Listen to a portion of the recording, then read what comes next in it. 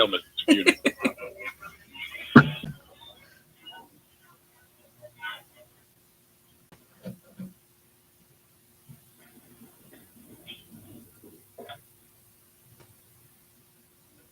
Oh no! It's still doing it. There are sentries in every corner.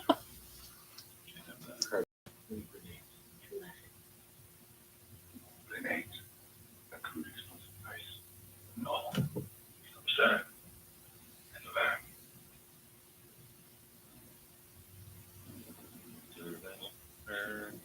Observe and learn. That's how we do things. We observe and learn. We knock the door.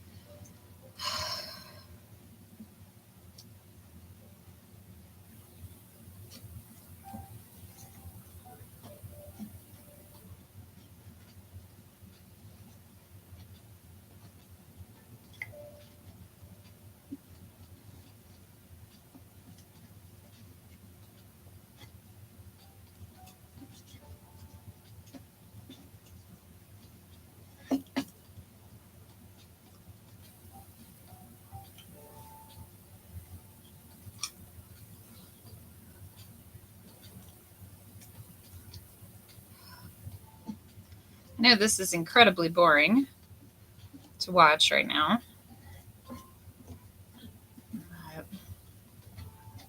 I'll edit this out before I repost the stream later. Oh, look, I have a visitor. Hello.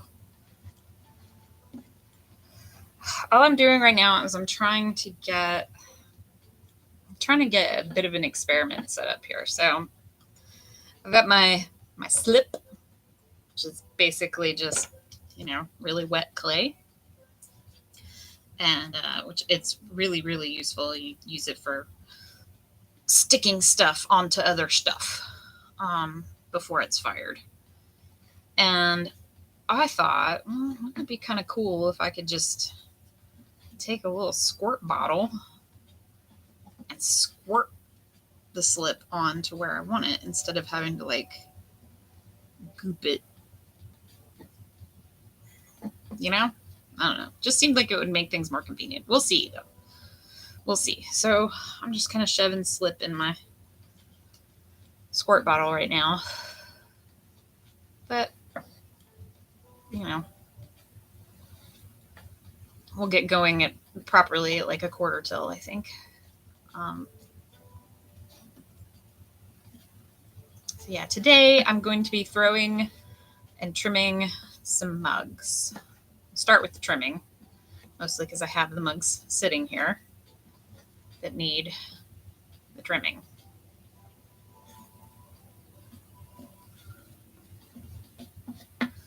And I want to get them trimmed before they get too dried out. It's also quicker. Okay, put the mouse over here so it doesn't get all covered in glop. So right now there's just regular water in here that I'm adding to the slip because this slip was pretty solid when I first opened my container.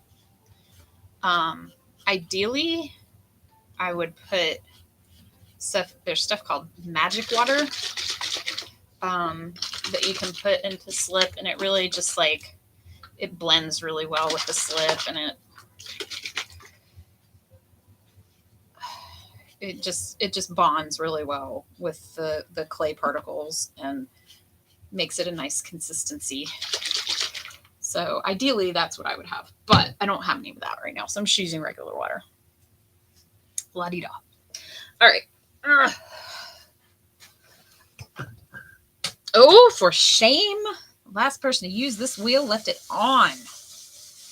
Shame. Shame. I know your name. It's probably me. So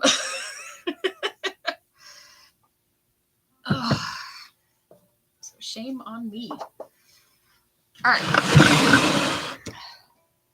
Let's get this party started. All right. So I have here a mug, or what will be a mug. And I kind of cheated. I trimmed the bottom part of it already. I did that yesterday. I've got a video for that up. It's one of my Let a D8 Decide My Fate videos. But so what we're going to do, well, first of all, we're going to decouple it from this bat insert because that ain't right. Okay, there we go.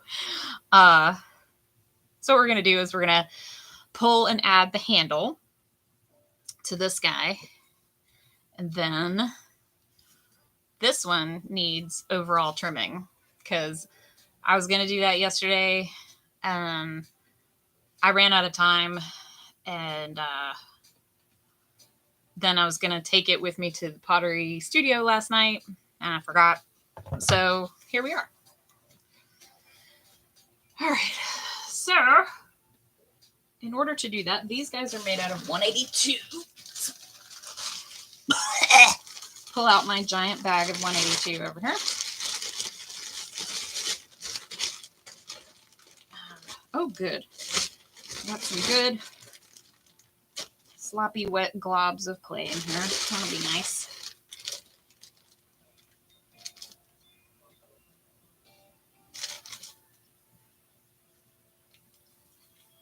They might actually be a little too wet, but we'll see.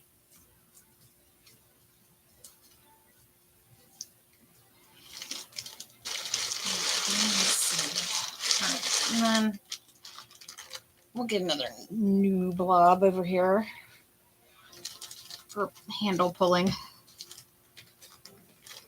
little more than that. Okay.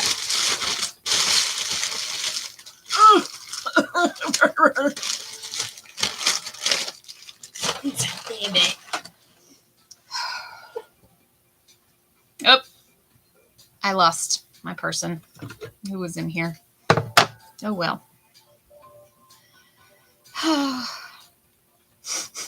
Lasai. They didn't want to hang out with me. It's okay.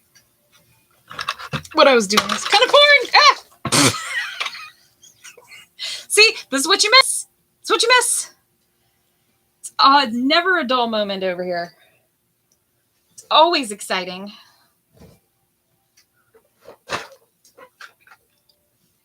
Let's see. Does that...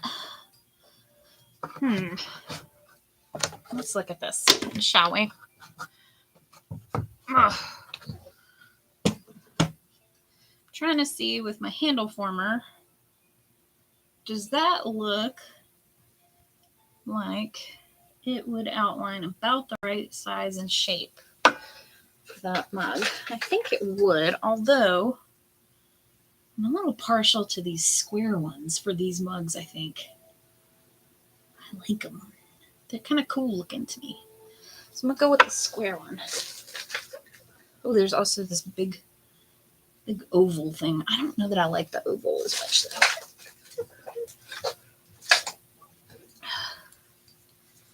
I've got this smaller square. I guess we could do an oval for the little one. Yeah, we could do that. We could do something kind of cool. All right. Groovy. Let's get going here.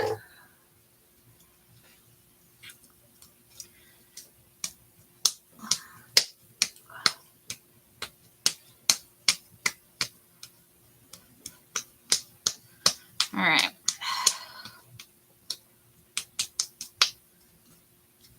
I'm just getting myself a nice glob of clay here that I can hold between these two fingers.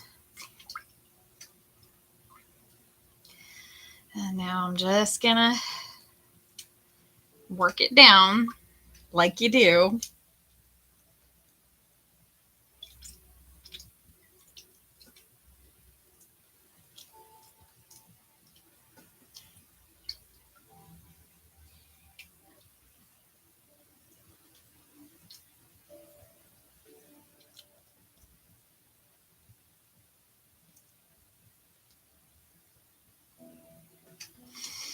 Hello, little spider. I wish you would not build your webs over here by my pottery studio.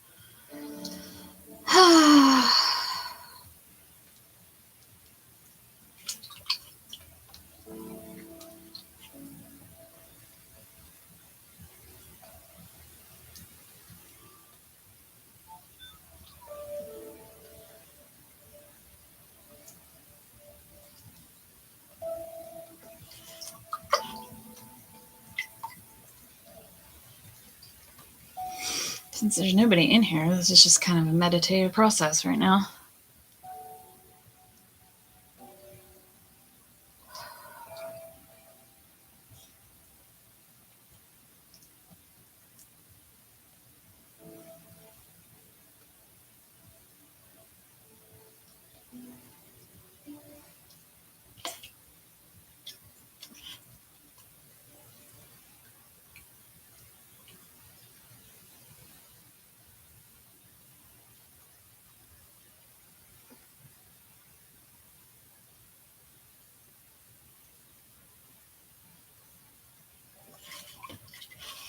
All right.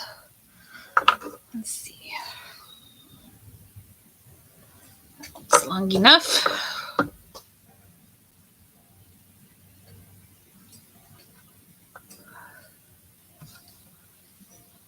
This is a little thick though, still. I should thin this out a little more.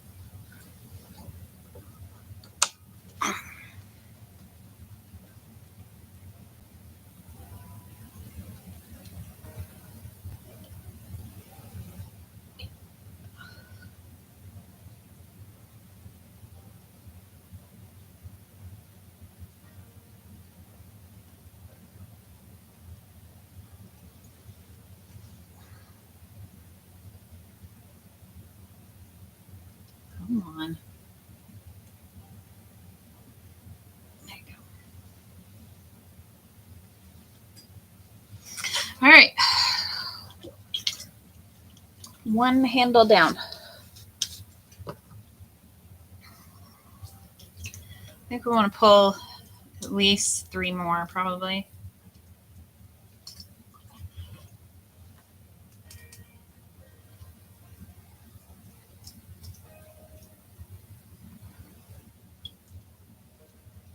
Just in case some of them don't come out. And that way I've got 2 per mug.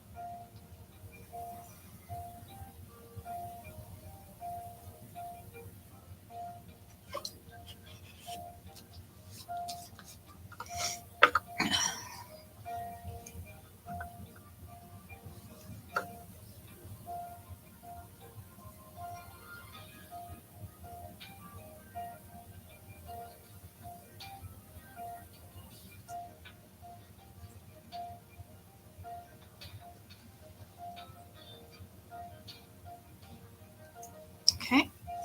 So there's my square ones done. I think I want some more non-goopy clay.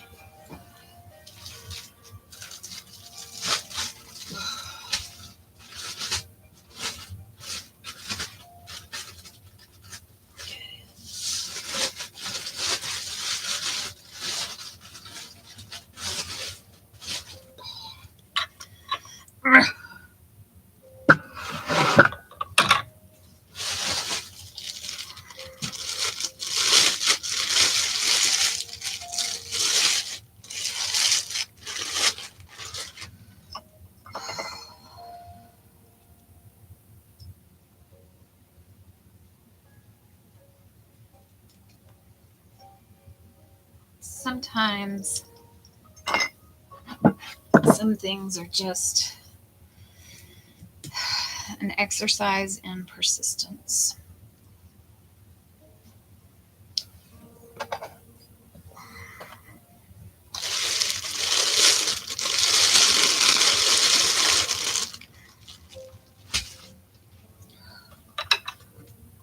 Hi, Leslie.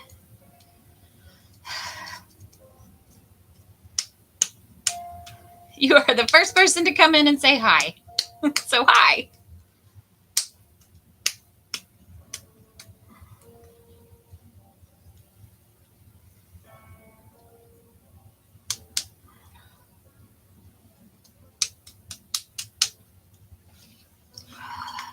You ready for this, Leslie?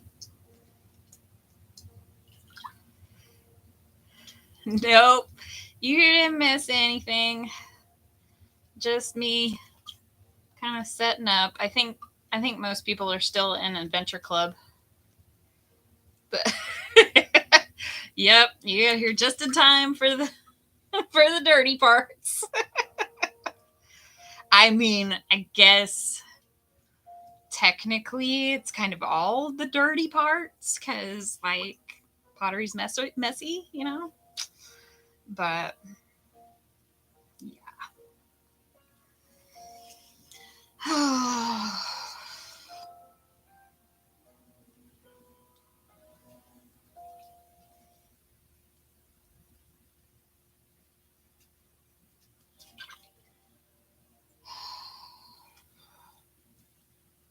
Oh, hello, little spider. I know. I don't know where Claire is. I assume she's over there in Adventure Club or something. Because they were watching Stargate SG-1 earlier. Now, to be fair, I don't know if Claire was over there. More of this? No, it's not. It's not only handles. I promise. But I like the reference. It's hilarious. Oh, Adventure Club is over. Okay, there you go. Was Claire in there, Icor? Uh-oh. My phone. Bring it. Oh, cool. So Scott gave me a plug. That was nice of him.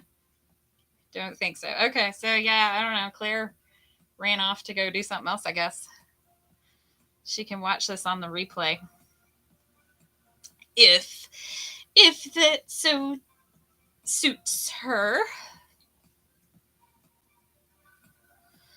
I'm almost done with the handle pulling for today, Icor, I promise.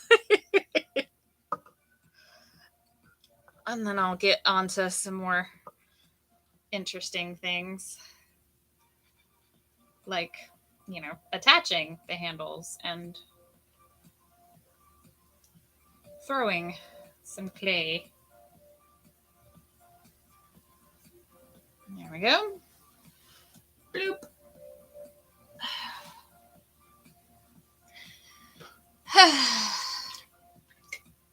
So, yeah, I only need to do one more because I only have 2 mugs that need handles. So, I want to have a backup for each one in case they don't come out, you know, the way I want, or they don't look right on the mug or something. You always, you want to give yourself options.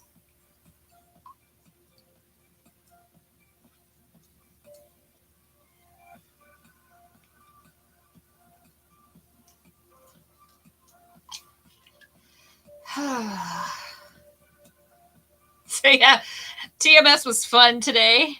Apparently, I was so loud that my husband was in a one-on-one with his boss, and she was a bit concerned that maybe something was wrong. It's like, no, it's just my wife telling a story I've heard 100 times about Michael Stipe taking up all the oxygen in the room.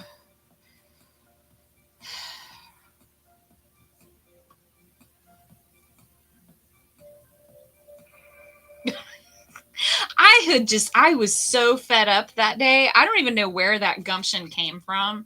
Because, like, I was in my early 20s at the oldest. Like, I may have still been a teenager when that happened. And I was not the pillar of confidence that you see before you at that point in my youth. I was quite shy, in fact. And yeah, man, I was over it that day. Let me tell you. I was not having any of his foolishness.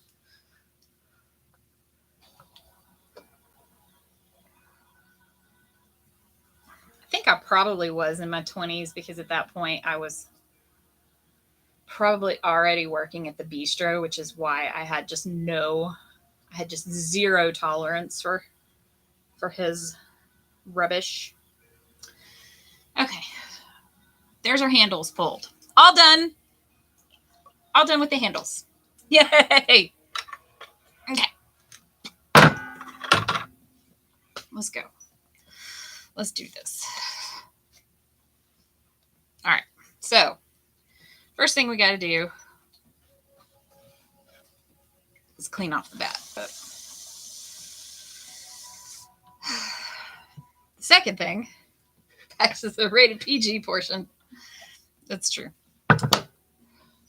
Although, I mean, like the coning up can get kind of dirty looking too, isn't it?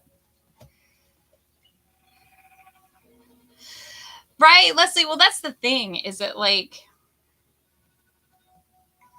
I guess I was old and I was just, yeah, I guess I had lived in Athens long enough that I was jaded enough that I also didn't give a fuck about Michael Stipe. And so I didn't understand why people gave a crap. I was like, y'all, he lives here. You know, like, he's from here. He puts his pants on one leg at a time, just like the rest of us. And also, my money just as green, no pun intended, as his is. So, but anyway, yeah, those are my silly Michael Stipe encounter stories. He was not altogether kind on a one-on-one basis, and I think mostly just thought himself a bigger deal than he actually really was. You know?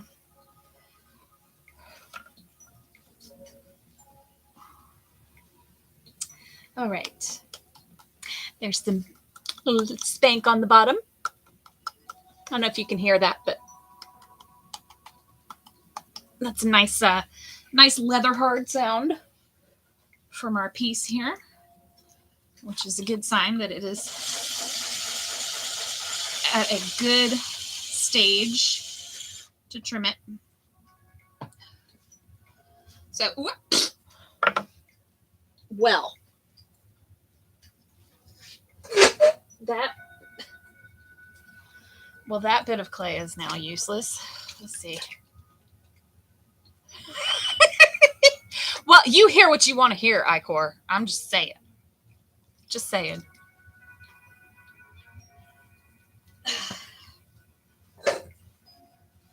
All right. So, as you can see, this piece that I threw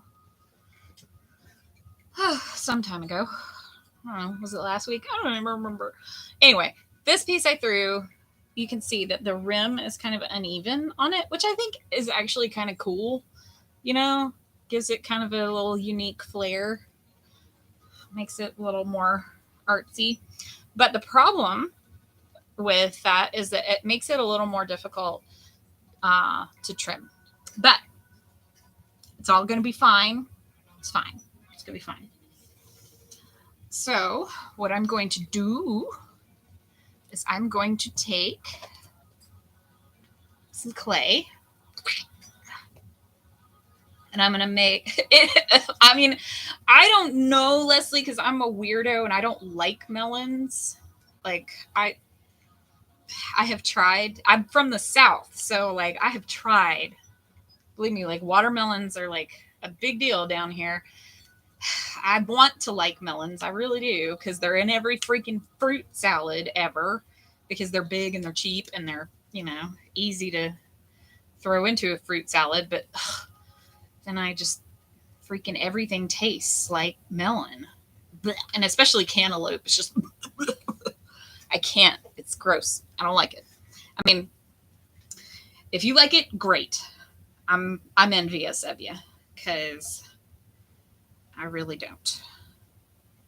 So what I'm doing is I'm just making 3 little lumpy things that I'm going to put underneath my piece, just to kind of make things, give it an even surface. And then on the places where it's not so even, it'll have something to. G Melon is my blind melon cover band. Nice. So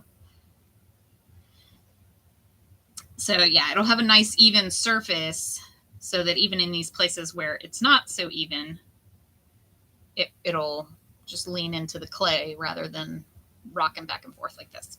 So I want it to hold it steady.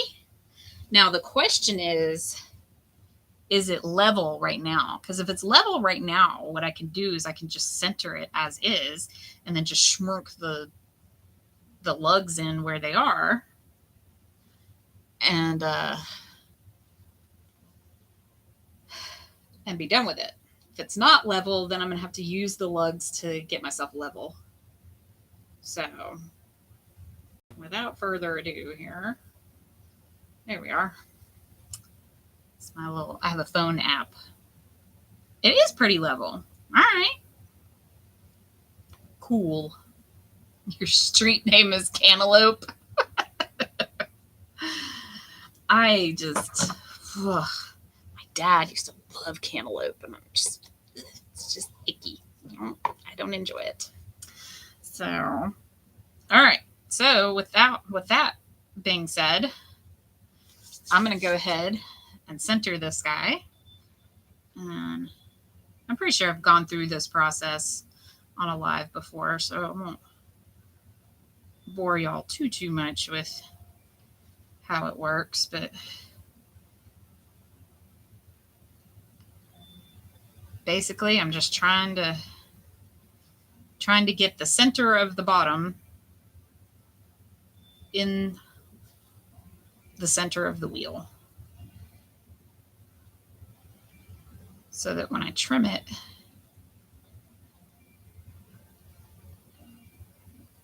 everything is pretty even. I mean, you don't have to do, it doesn't have to be in the exact center, just like anything else. Nothing has to be precise, nothing has to be perfect, but closer to center it gets, the nicer it looks, and the more stable the piece will be sitting on the foot. So, and that's another thing, the piece doesn't have to have a foot, but this one is kind of, you can see it's a little rough around the edges. So I really kind of want to get some of this cleaned up well. I don't know if I've trimmed with lugs before on here or not. I know I've trimmed before, but I don't know if I've used lugs before. I usually try, if the piece is nice and flat on the top, around the rim is pretty flat, then I tend to like to not use lugs as much, just because I think it can, depending on how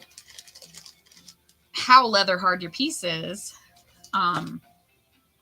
it can actually potentially mess things up. But I don't know. It's just easier to not have, if you're just quickly just doing the bottom of a piece, lugs, like with a G, Lugs, just pretty much exactly what it sounds like. It's just like big blobs of clay that hold stuff in place. Yep.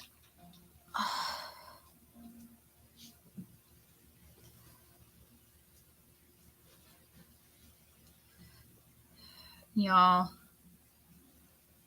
think of me tomorrow, will you? My 16-year-old is getting her driver's license tomorrow. Or she's taking her driver test tomorrow. I shouldn't get ahead of myself, but obviously the sincere hope from all involved is that she, in fact, gets her license tomorrow. So we're all going to hope for that. So just spare me a little thought tomorrow. All right, so what I'm doing now is I'm just taking this needle tool, and while I've got the wheel spinning, I've got the piece in the center, I'm just putting a circle in the middle of the bottom of the piece. I'll show you that. See, little circle. And what that's going to do is that's going to give me a guideline to where I want the inside of my foot.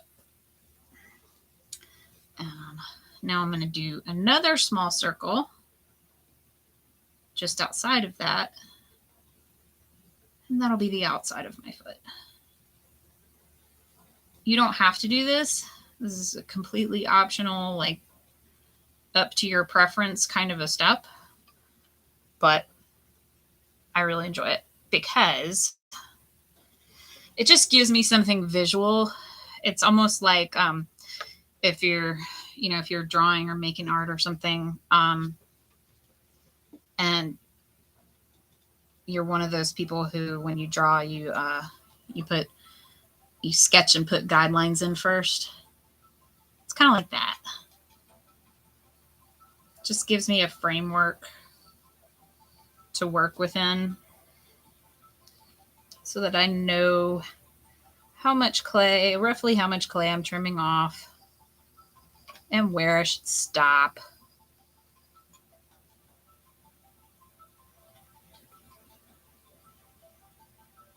But, there's no rules. If I get going and I'm like, I want to trim off some more of this, I don't have to follow that. Yes, thank you for the fingers crossed. My understanding from my son is that like the closed course they put them on is super easy. So hopefully she shouldn't have a problem. She's still not completely confident behind the wheel. In particular, it seems she loses confidence when I am in the car with her and she's driving, which is entirely my fault because I get very nervous as a passenger in a car, particularly if the driver has actually hit something before. When I've been in the car with them, I tend to notice like every time they hit the brakes and every time,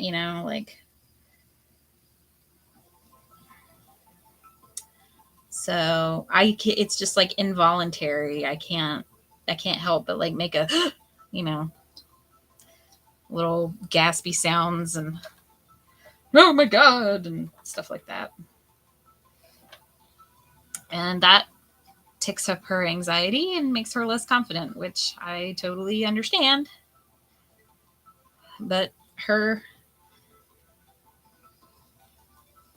driving, having witnessed her hit a couple of things, now, albeit they were things that it didn't cause any damage in any case, but yeah, it's just nerve-wracking. But I am perfectly confident for her to drive herself to and from school, particularly because we only live like a mile away from their school. Her school, I should say. Oh, gotta get used to that too. My son won't be there next year because he'll be at Vanderbilt.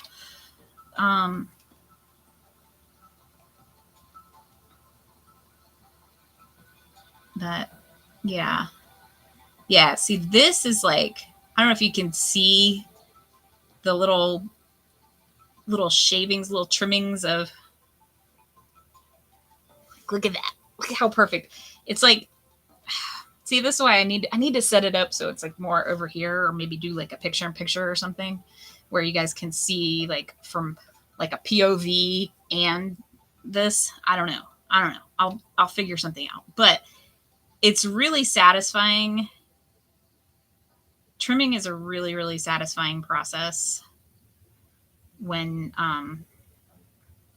it goes well, because it's like, it's like watching somebody peel an apple in that long curly strip.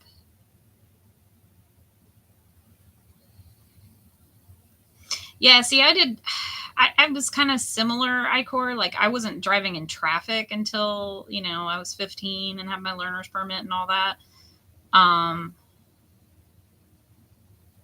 But like, my stepdad used to like let me sit in his lap while he drove, essentially, just so I could get the feel of how to steer and stuff like that. From the time I was probably about 12.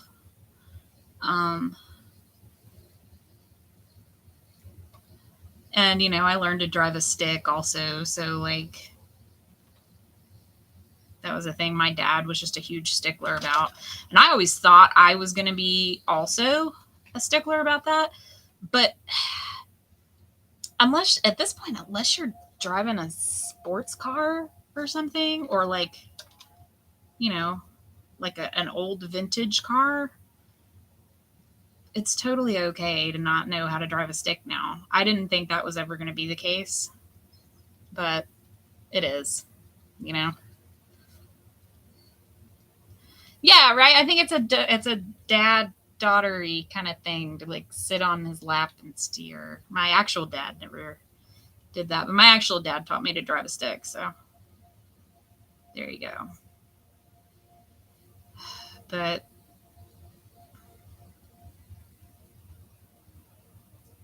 have y'all seen these videos about like,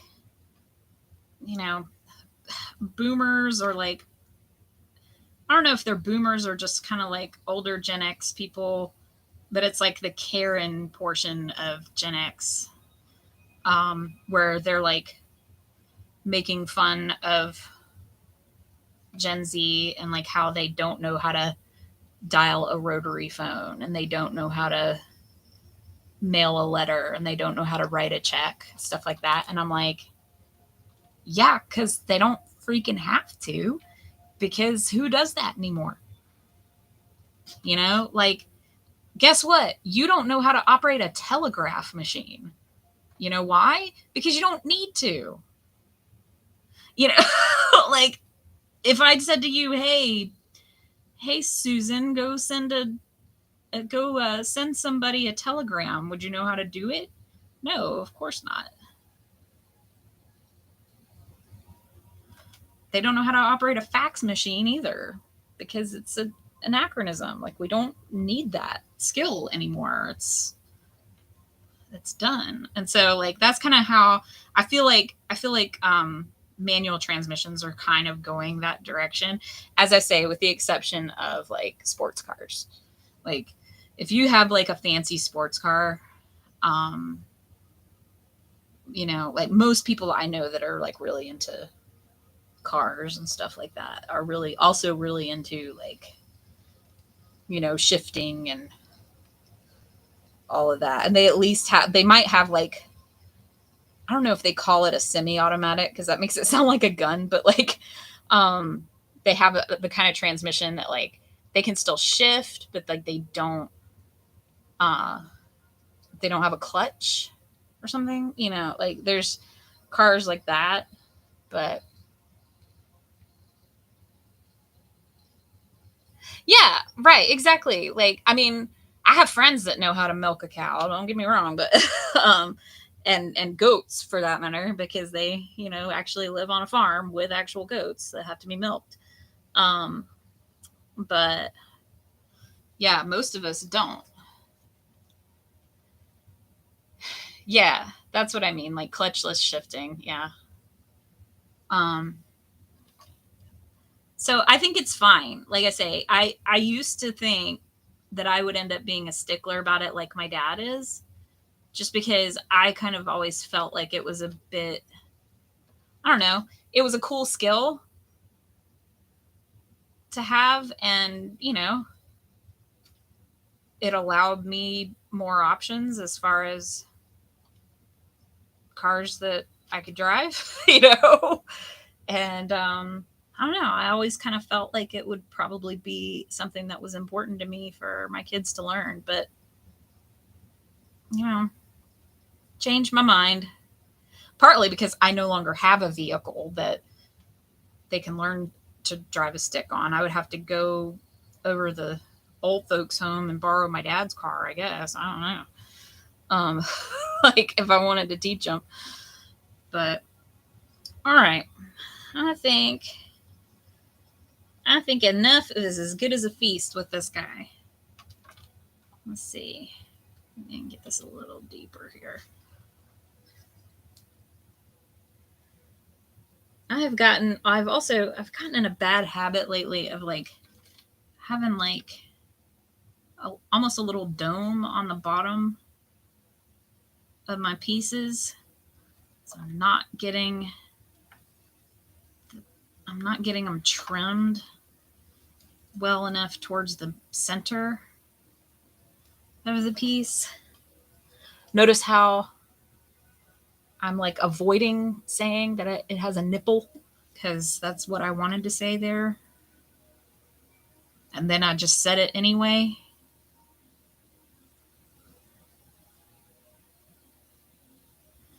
But yeah.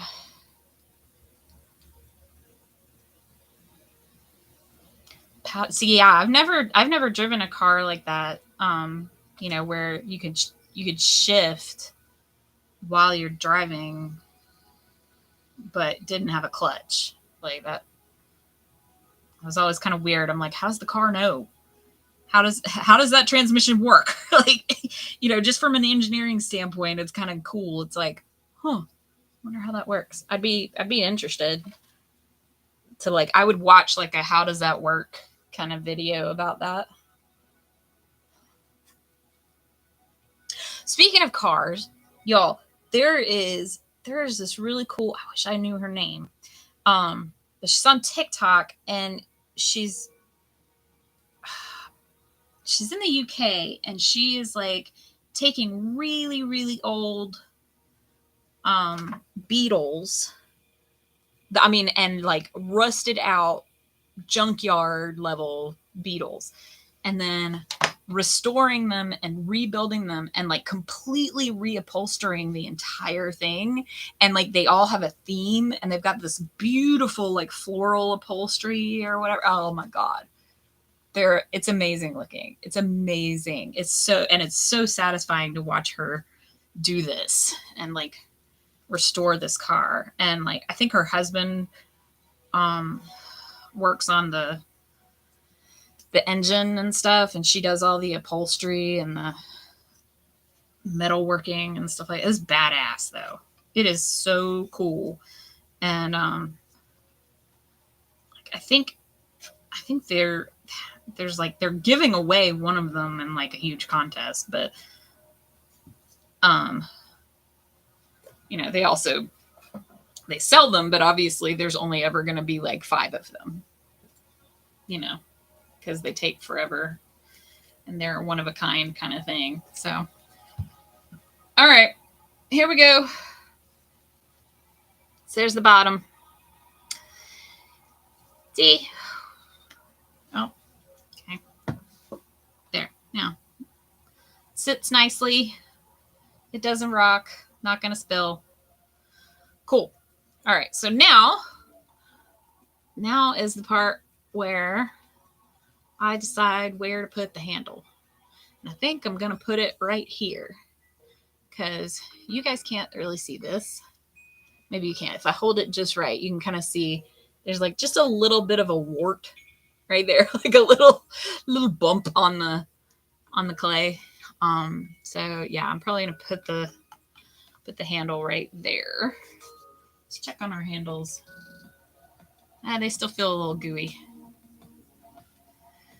So I'm just gonna put our mugs, our finished mugs aside until it's time to put the handles on. That'll probably be at the very end, I'm guessing. Oh shit, I got water on my Raspberry Pi. Oops. Hey, Zoe. Well, good to have you. I am glad you could fit us in.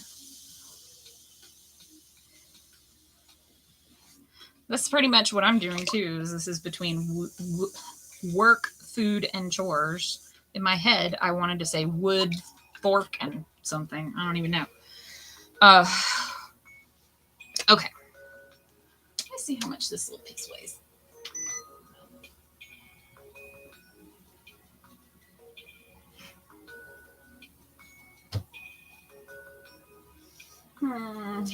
It's a little over a pound. Okay.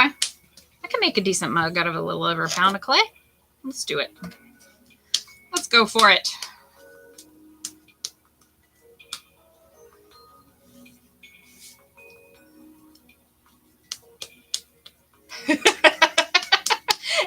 Everybody asked that. Has Claire been here? I don't know where Claire has been today. She was in the TMS chat earlier, but now I don't know. I guess she had other more pressing matters to attend to. No, I'm kidding. It's fine.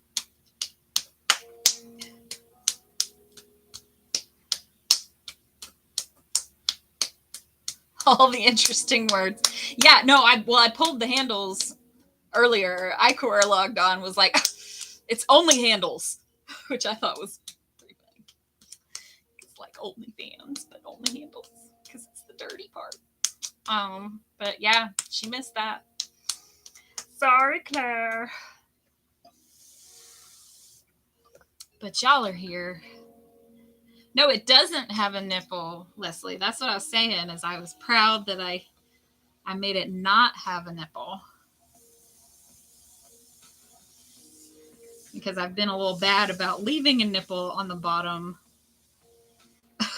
of my clay. It did yes, had. Okay, had. Yes.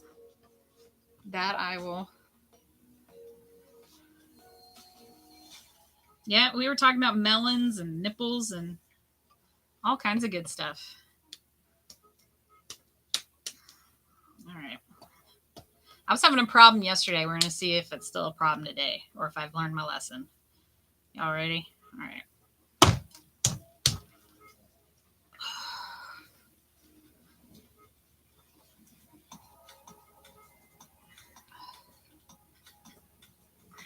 The problem I was having yesterday, by the way, is that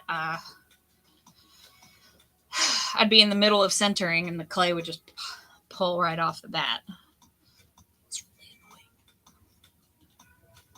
Off the bat, huh? I wonder if that's where we get that expression from. Probably not. I would say probably baseball is where we get the expression right off the bat, right?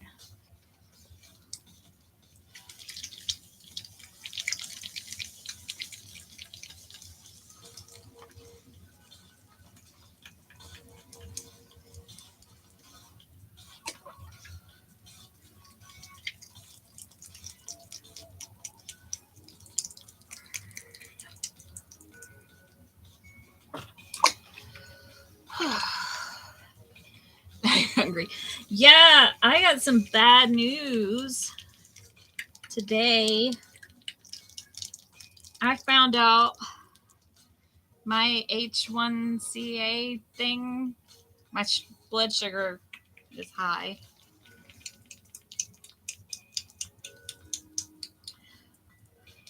So I may be going the route that Scott has been going, do no sugar. Oh, do you guys want to hear something? I learned a thing. See how there's like a twist in the clay going up? That's called a clay twizzle. I did not know that. Yeah. Yeah, the twister. Yeah. But it's called a clay twizzle. I did not know that it had a name. Right? I thought it was cute too. It's certainly cuter than, you know, what I had been calling it, which was like the dick vein. But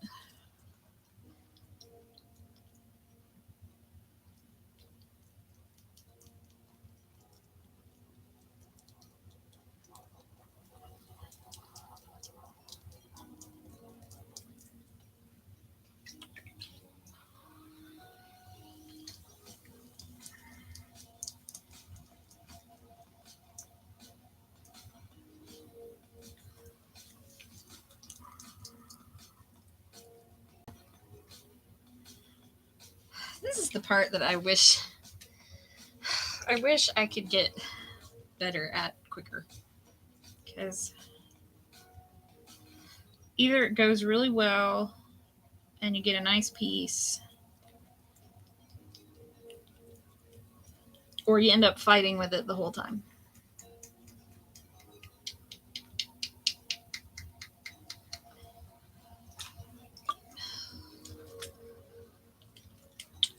And I've seen people just like effortlessly center, you know, cone up and down their clay like it's nothing. And for me, this part still takes like all of my concentration. But I mean, it's like I said, frankly, how well you center can kind of, much like life, it can kind of set the tone.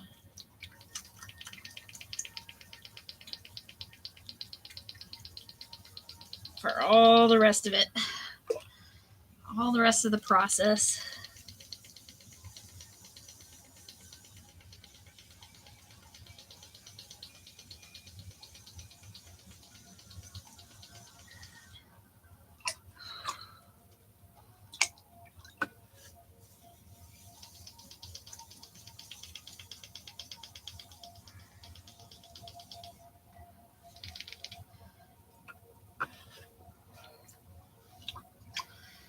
And this piece is not terribly well centered, I'm afraid. Should I go up and down again? Yeah, I guess so.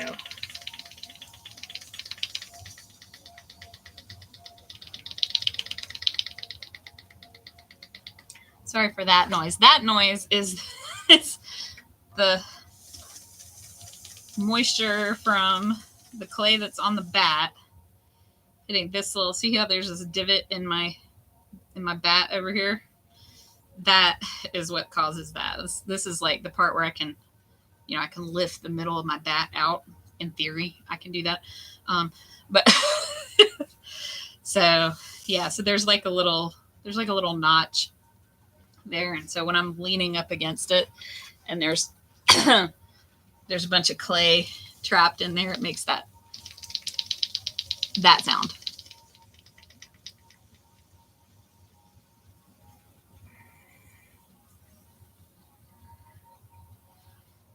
So who knows? Maybe all the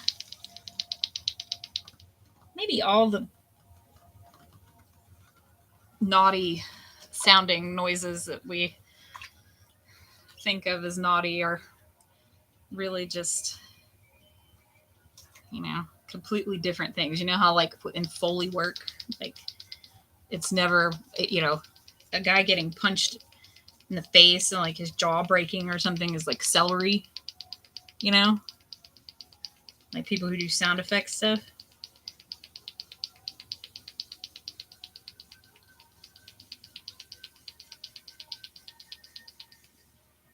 Maybe all those dirty-ish porny sounds are really just pottery. Yeah, exactly. Yeah, crunching an empty water bottle. Yep.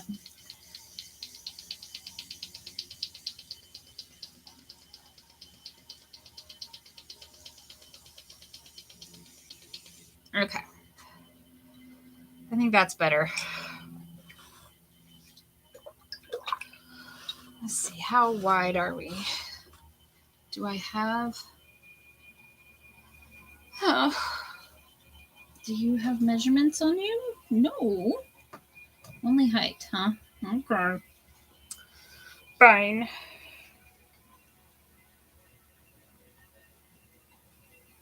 I don't think I have anything handy, so we're just going to eyeball it and hope for the best. All right.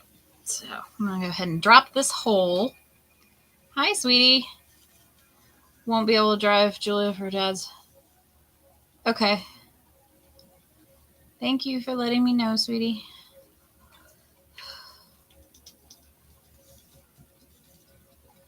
At least an hour. Yeah, I mean, it's 2:30, so I will probably be done here in about half an hour.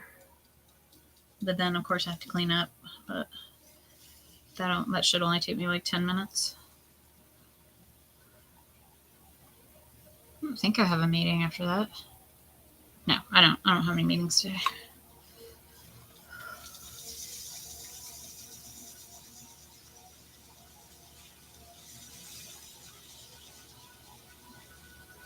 Yeah, but my hair color does look very vibrant in this light. I will agree.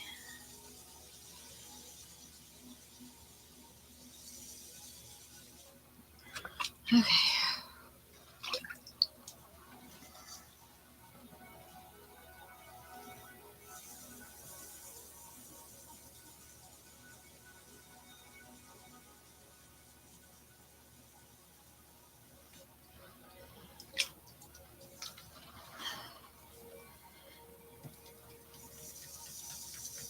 And true to form, I have pulled the piece off center when opening it because I forgot to slow it down. So let's see if I can push it back to center here.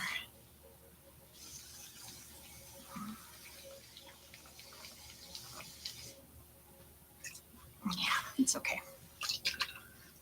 It's still mostly centered. It's gonna be fun. We might end up with another lopsided mug like that one we trimmed a minute ago, but that's okay. It's fine. It's fine. Okay. So I'm gonna slow the wheel down.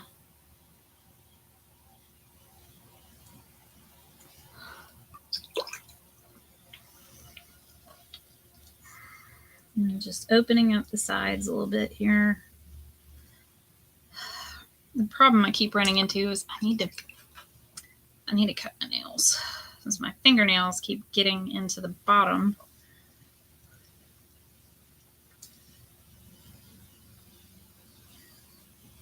And creating like another like ridge, I guess, in the middle of the piece that I don't want. But my instructor yesterday showed me a cool trick, which is I can go in and sort of trim off some of the slip before I start pulling the sides, and it gives it a nice flat bottom. Flat bottom mugs. Your birthday's coming up. Well, yeah. What do you want?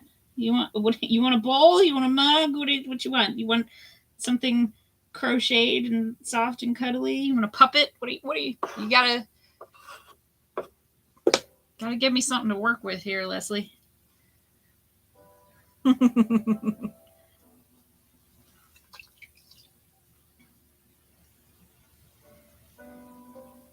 Okay. All right. Okay, so now another thing. A puppet. You want a puppet? Okay. All right. I may not get it to you in time for your birthday, but we'll see. Because I have a puppety backlog. And I have to make, oh my gosh, y'all. I have to package and ship 1,750 peepers this weekend. Lots of puppets. A lot of puppets going out the door this weekend.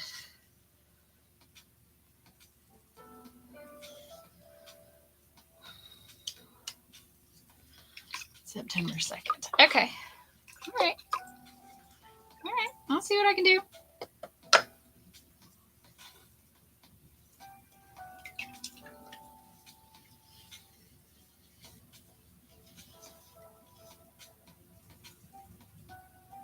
All right.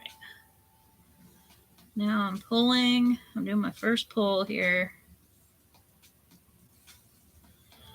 And honestly, I've gotten to where I treat this first pull up almost like me and the piece kind of getting to know each other a little bit. As I say, this piece is off center, as you can see. See how it's wibbly? Oh, there we go. Oh, did it have a little air bubble? Poor little pot had a little air bubble, needed me to help it burp. Okay.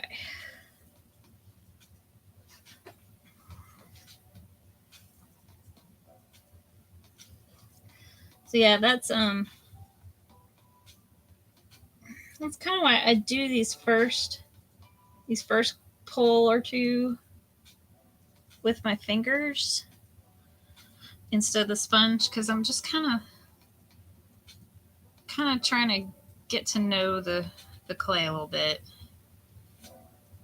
See, like, hey, where are your little peccadillos?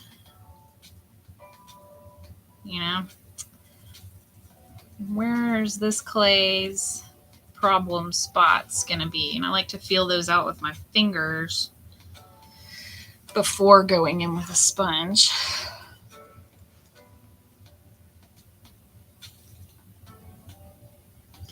I always like to compress and dry the bottom out between every pull, because it helps to prevent getting what are called S cracks. When you fire, the little moisture gets in there, you get a little crack in the bottom, and it comes out and it's shaped like an S. It's exactly what it sounds like.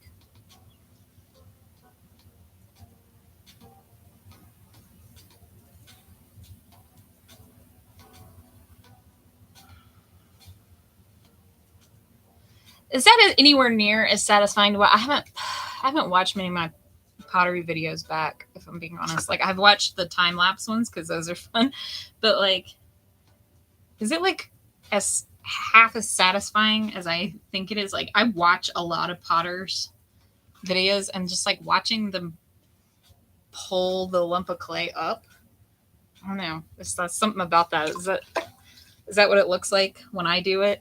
Probably not, right? It probably doesn't look anything like that.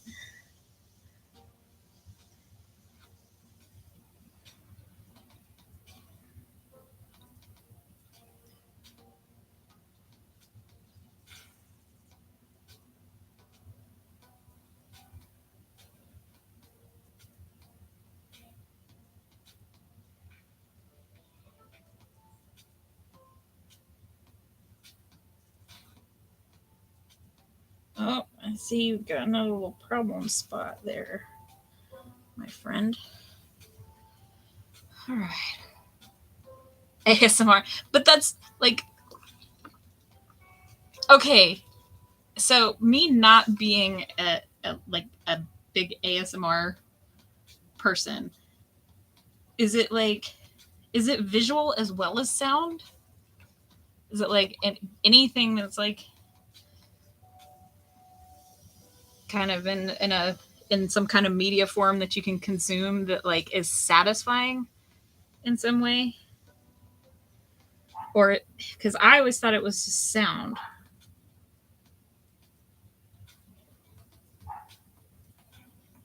Or were you just saying that because it was an easy comparison? That I would get to.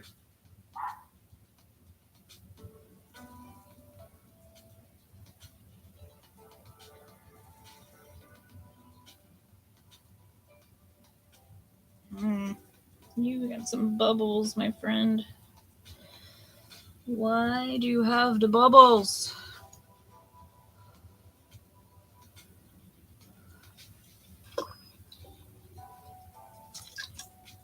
Oh, okay. Both visual and sound. All right. Well, there you go. Learned something new today. It's not all about eating Doritos right next to the mic. I'm whispering.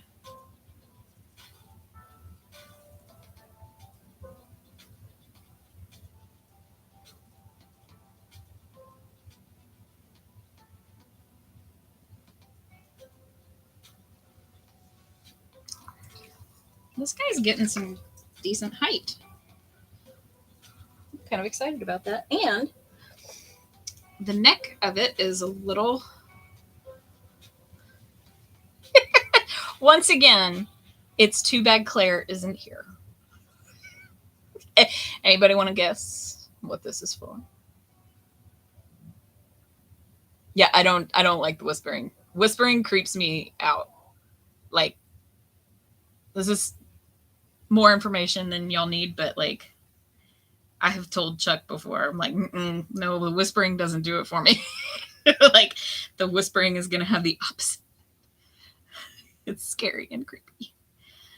But yeah, so this is literally, it's just a sponge on a stick, but it came out of my bag, like, all bent, like that. And so it was like, okay.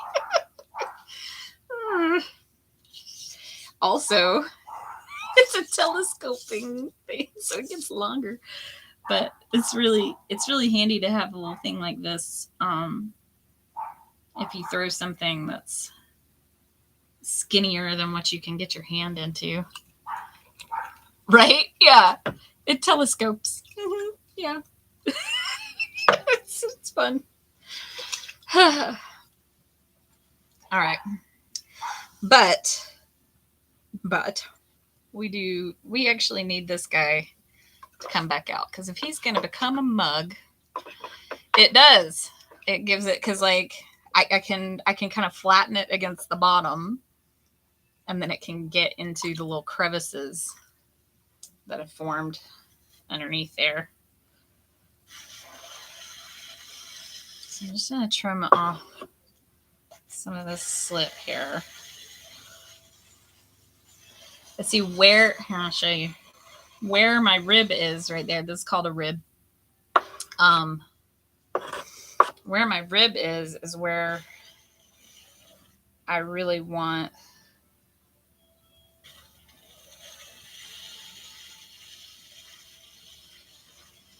to belly this piece out.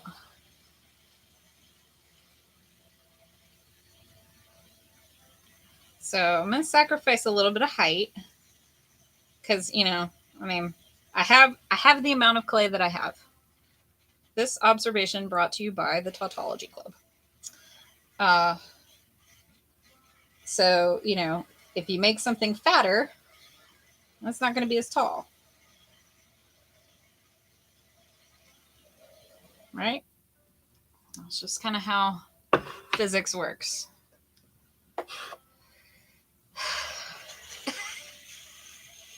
I mean,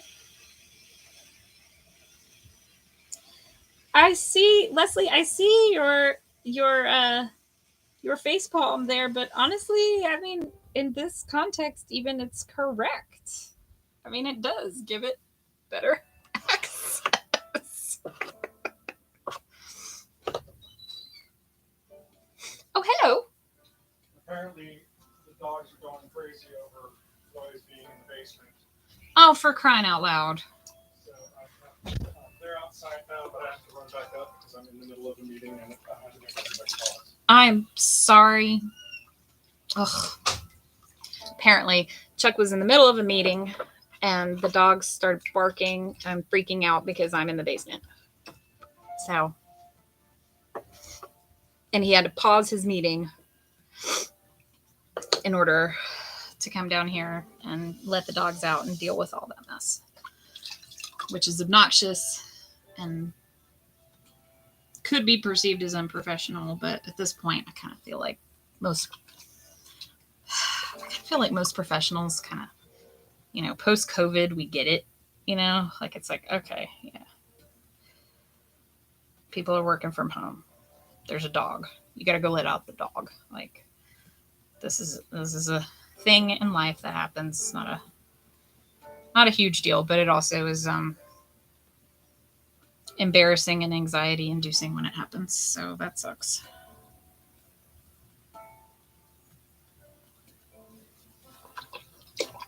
So there we go. As predicted, I did get that kind of wonky thing. I don't want to make another one of those, so I feel like that is a bit much. Wait, this can't be right.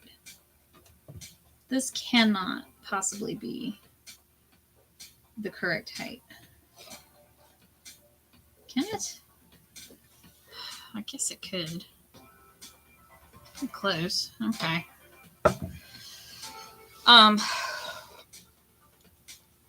Question is it the right width? And I don't know, because I didn't bring calipers or anything. Do I have any calipers? I do have calipers. Ha! And that I don't have the kind that'll measure it, but I have the kind that'll.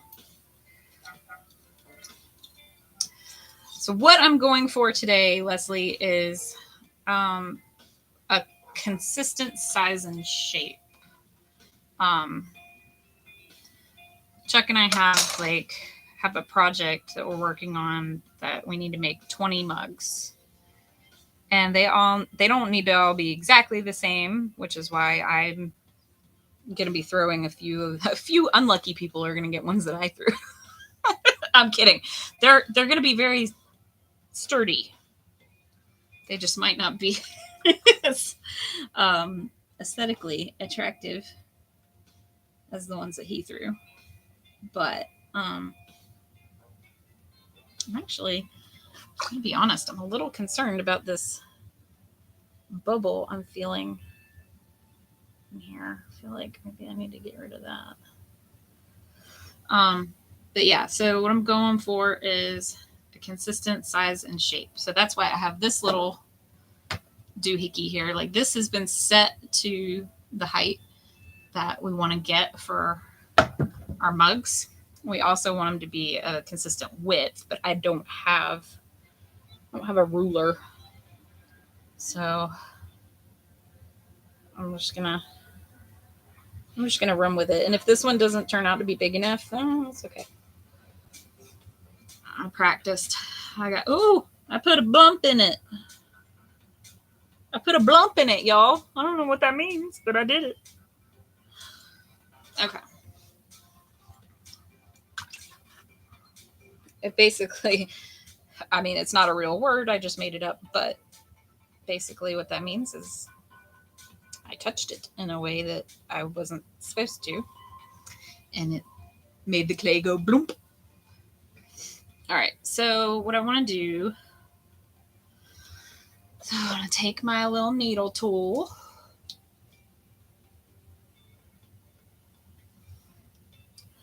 And I want to trim off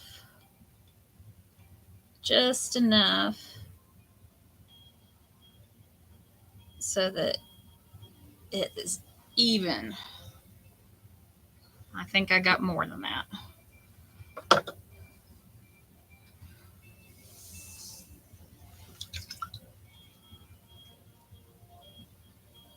So reset this rim. Well, then my stuff is just full of love, Leslie, because my my pieces are definitely, ooh, yeah, see, I got a lot of clay left at the bottom here. My thrown pieces are definitely full of lumps. I tell you.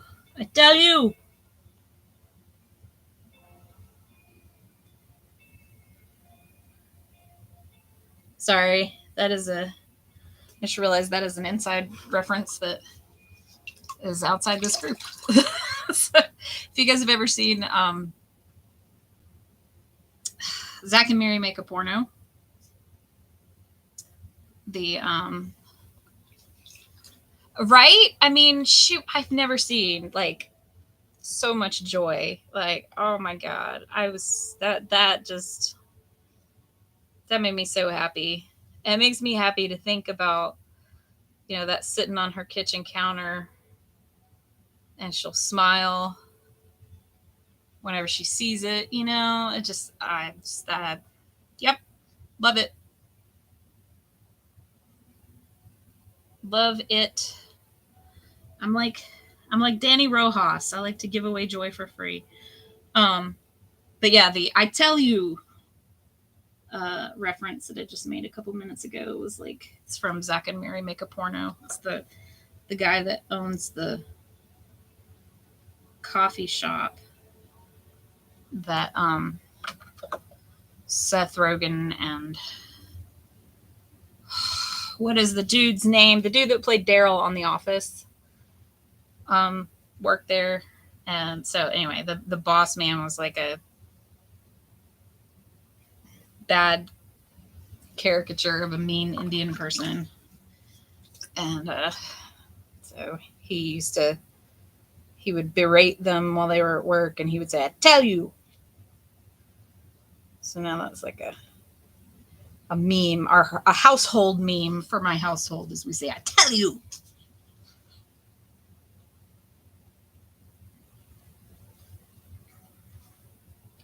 You have to see it, Leslie. I'm telling you, like, I watched that movie and I was laughing my ass off from the very beginning of that movie. And I was like, holy hell, how have I never seen this movie?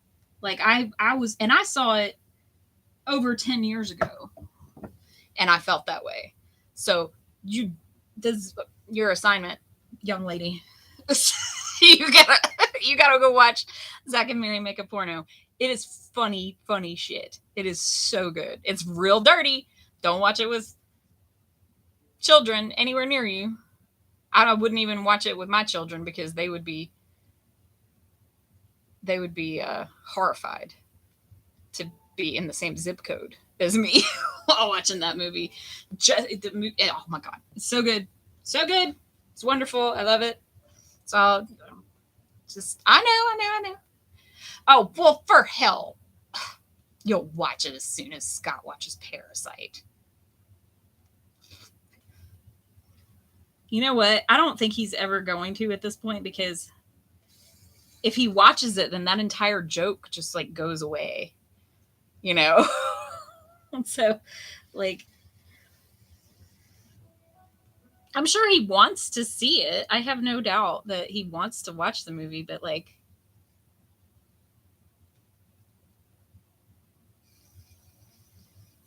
yeah, it is. It's like his barf street. Now, okay, I'm unclear on this. Does anybody know? Did Scott, when he had that stomach flu, was he just did he just have diarrhea or did he actually barf?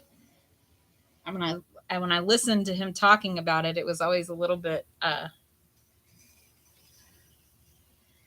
ambiguous.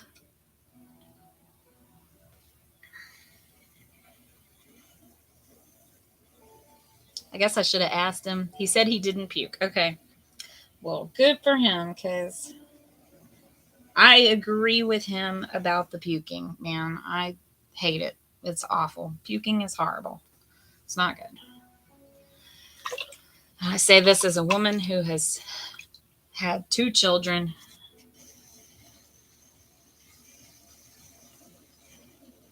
Okay, cool. I've been a little behind on stuff lately because like my work stuff has kind of changed, so my meeting schedule is changing. So like I don't always catch every show, and I mean it's kind of good to always have a backlog that you can go back to if you if you need something to listen to. But I almost never do because I almost always have some audiobook that I'm working on that I'm listening to. He said he wanted to puke, but didn't. Oh, that's awful too. And I would say that's almost worse, but it's not.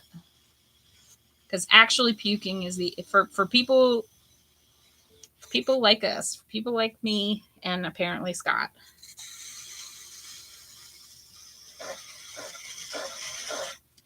If you develop like a severe aversion to barfing, it's awful. I have friends who can do the whole casual vomit thing. I've never understood it. I'm like, bro, how do you do that? How can you just vomit and continue on with your day?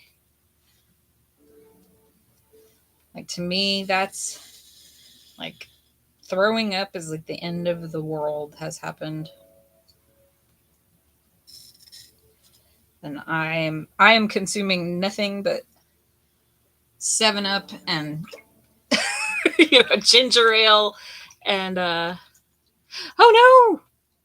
no, the dog knocked over things.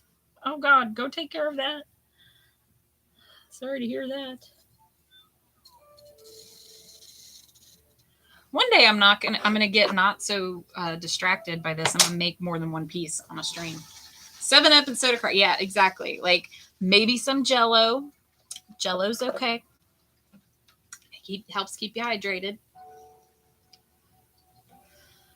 See, I feel like with that last pull,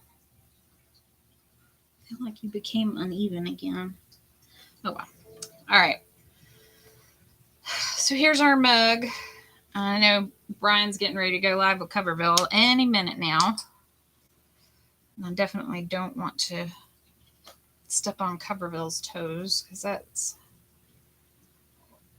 the bee's knees.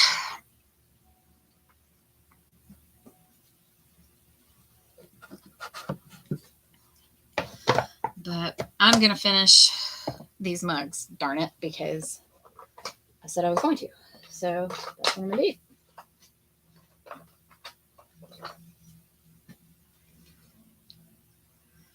Anybody remember what this part is called, where I scratch the surface in order to prep it for getting a handle? Anybody remember? Y'all didn't know there was going to be a quiz, did you? It's called, is your dog okay, Leslie? Are the oats okay? Is everything all right?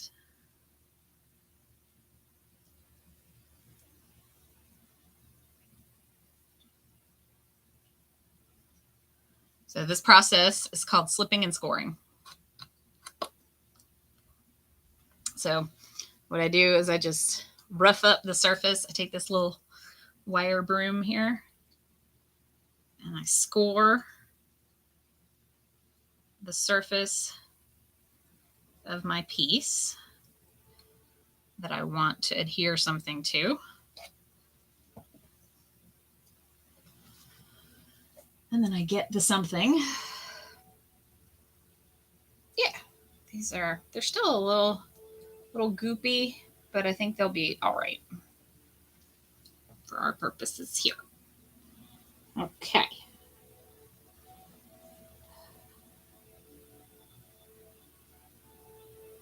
That one is a little big. Let's see what we can do with this one. See, this is why I make more than one per piece. Smart, huh? Now, that is smaller, but I can probably expand it out once it's on the piece. So real quick, I'm going to score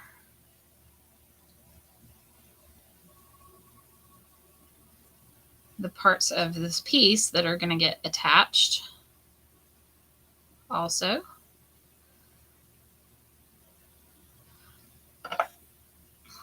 And then I'm going to take the handle off of the former. There we go.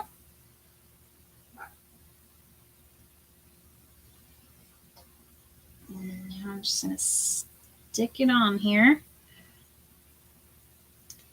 I didn't put any extra slip on, but I think I should. I don't need my jar. I've got slip right here.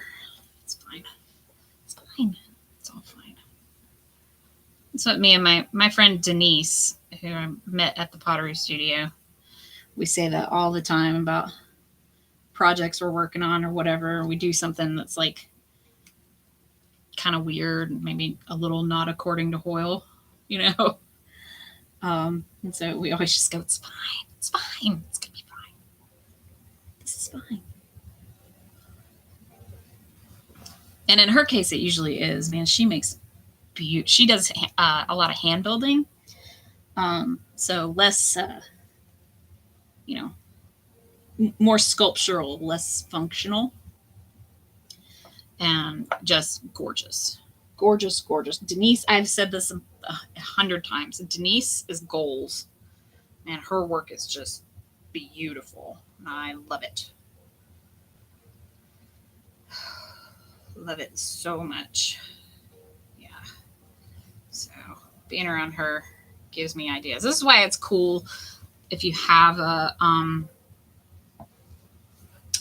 community art studio near you. It's actually really good, even if you have the equipment in your house. Nice, Leslie. See, now who's making it weird?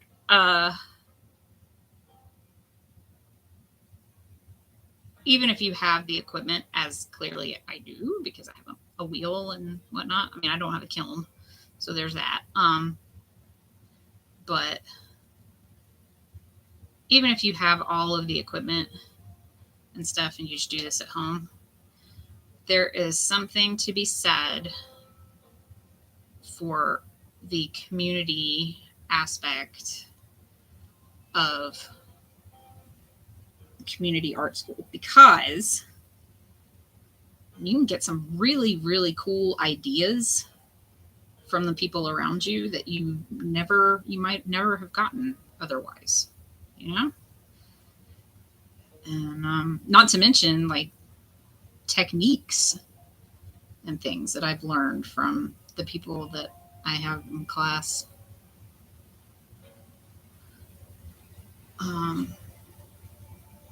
So yeah, I mean, it's not just the instructors. It's, you know, you learn from everyone around you if you're paying attention, you know.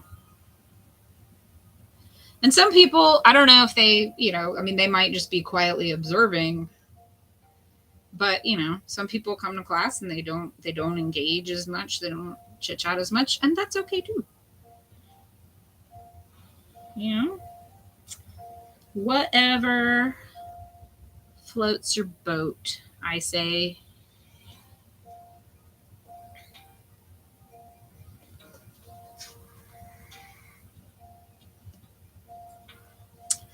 I think this handle is too small. It's both too small and too big at the same time. There's too much of the stuff at the bottom. Not enough stuff in between. This is the part with handles that's always a little tricky as well, is that trying to get it on there to where it doesn't look like a mess.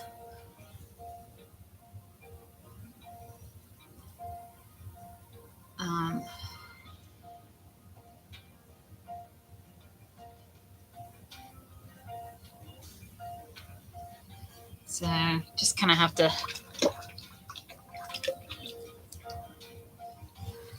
keep your hands clean, which is hard to do when they're in mud all the time. But,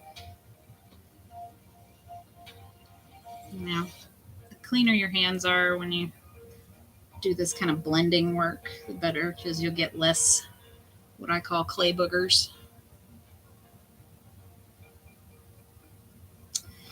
Oh, I don't have high hopes for this mug, you guys. The handle got a little thin at the bottom here. A little afraid for it, but we'll see how it goes.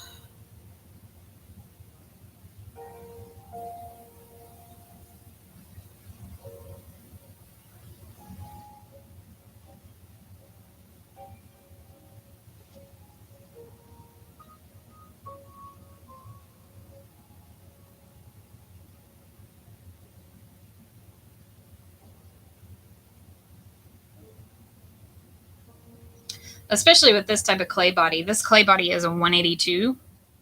And so it's going to, I know it looks kind of gray right now, but when it's fired, it'll fire to a white. And, you know, it wants, unless you're intentionally going for texture, the clay really wants to be nice and smooth. And it's much easier to apply surface decoration when it's nice and smooth as well. So there's that. All right. And there's the mug. Looks like a mug. Okay. As I say, anybody who wants to go, I don't want to step on Coverville or anything, but I'm just hanging out here. I just don't turn off the stream until I can get my hands cleaner, because I don't want to touch things and get clay all over them. But I thank you guys for coming and hanging out with me. Hope it was fun.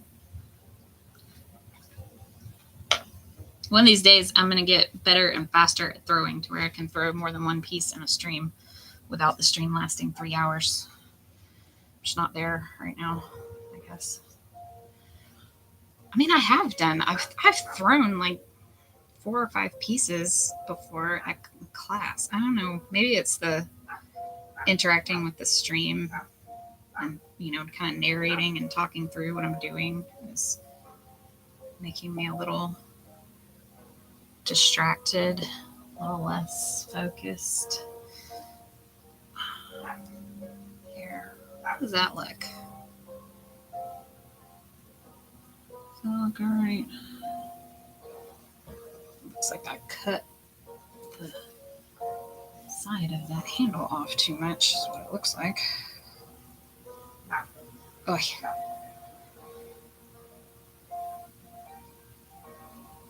Yeah, let my dog in. Be right back.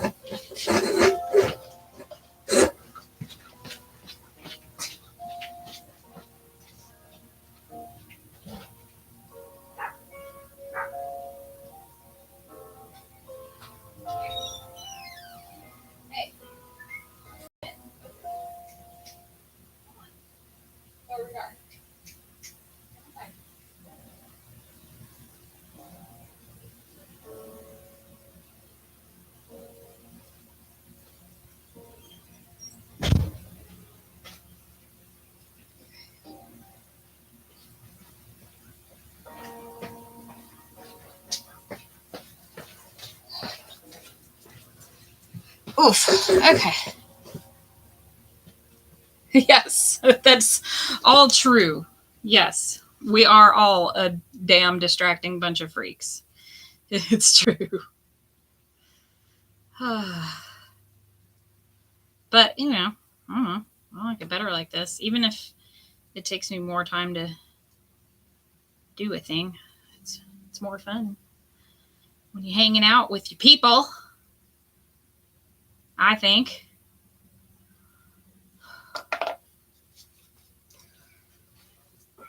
Sometimes not. Sometimes, you know, sometimes it's, I just want to go on a solo clay adventure, and that's okay too. But that is not this day. Okay. I need to clean my handle formers because they are not wanting to come off like they're supposed to, which is not conducive to this process working the way it is supposed to. Okay. Slip, slip, slip, slip, slip. So see, slip is kind of like, it's kind of like the glue.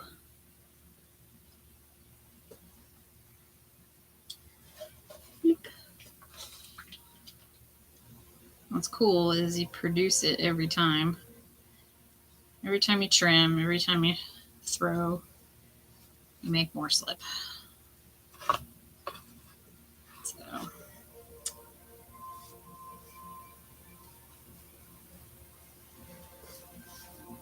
what's funny is you don't actually, if you do hand building stuff, you don't produce nearly as much slip or as much mess.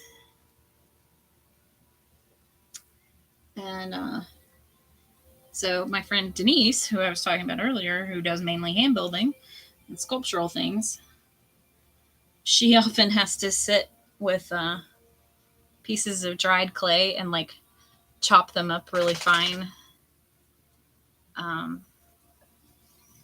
And then, you know, add smart water to them, or smart magic water, to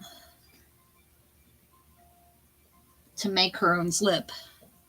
And I've told her, I'm like, dude, if I'm here, you don't have to do that. You could I have so much freaking slip. What's the matter, babies? Did Daddy close the door and now you're trapped in here with me? I'm sorry. You shouldn't have been so naughty. Yeah, I did just say that to you.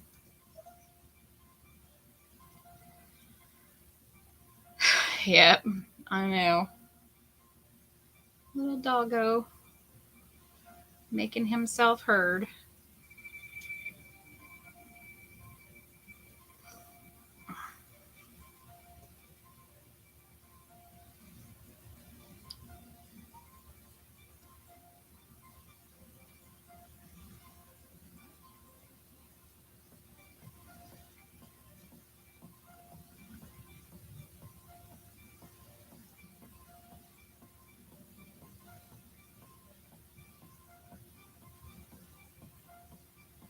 So now I'm just doing the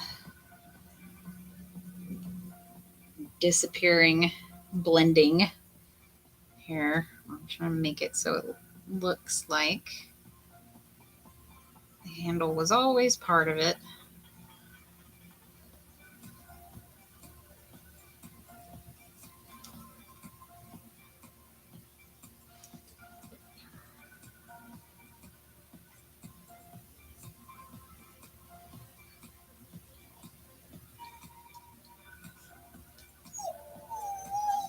Oh, Beauregard.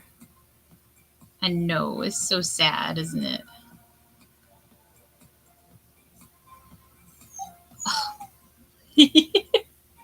You're pitiful. I can't let you out again.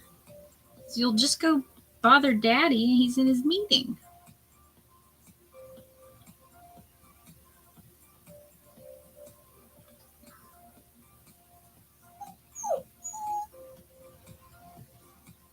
Can you believe the audacity of this dog? I tell you.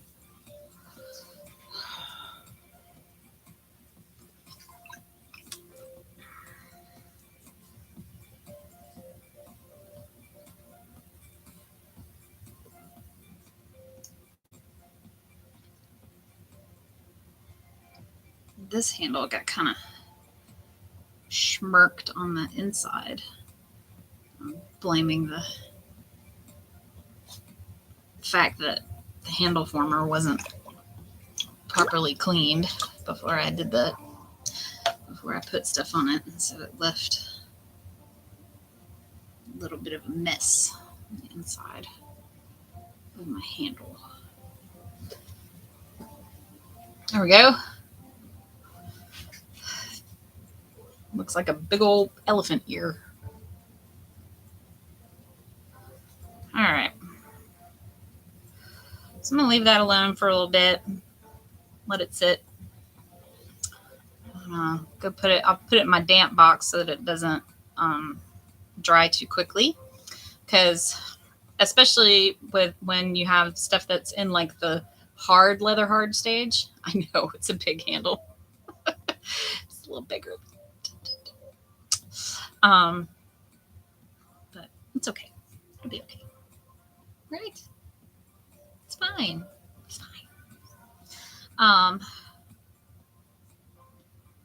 I'll come up with something cool to do for the surface design, and then you'll be like, oh my God, it's a good thing you had that big giant handle on it, because it really just makes the piece. It just looks beautiful. That's what it's going to be like. I did hand pull the handle. Yep, that was at the very beginning. I pulled the handles.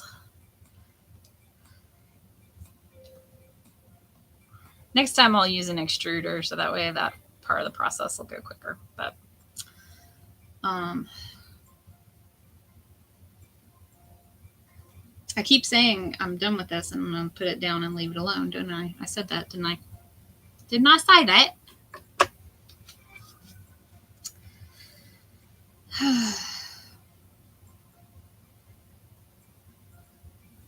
However, I keep spotting little things. I'm like, oh, I could fix this right now. I could fix that right now. You know?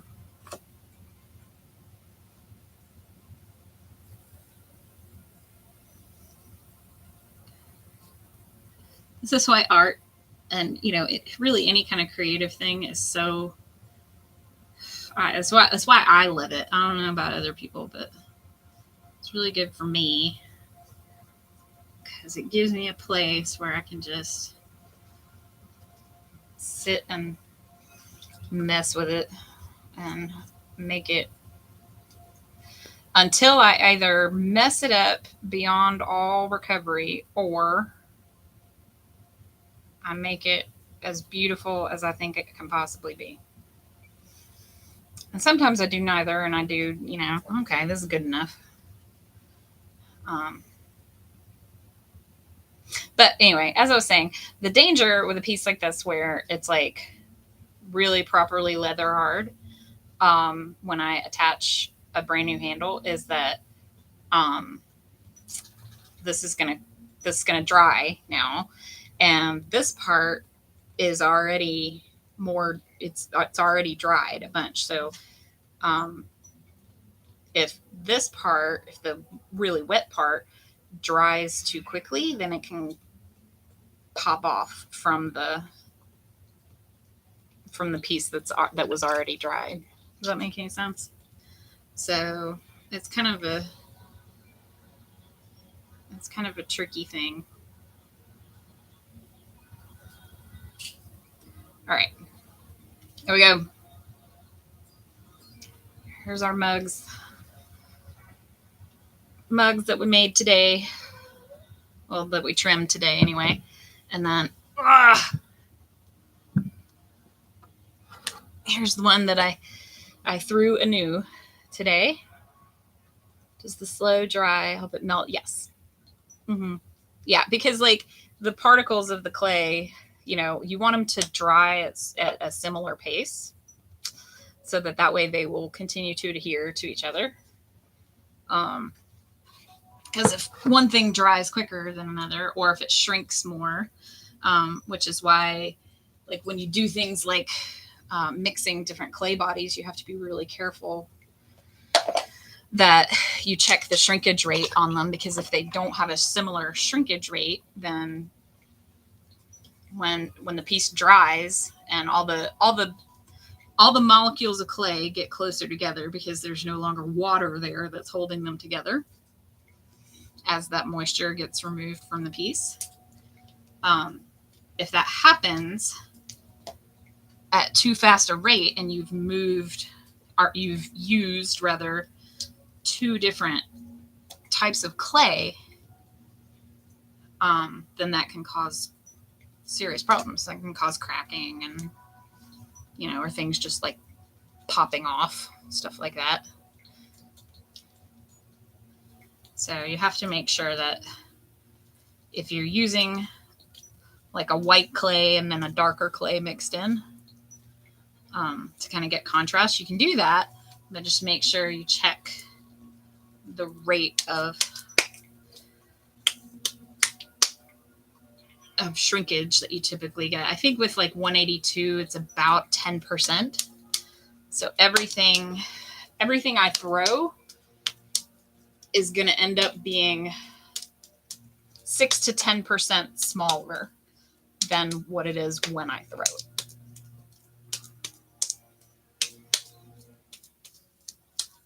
Because that's just the nature of how this works. Like I say,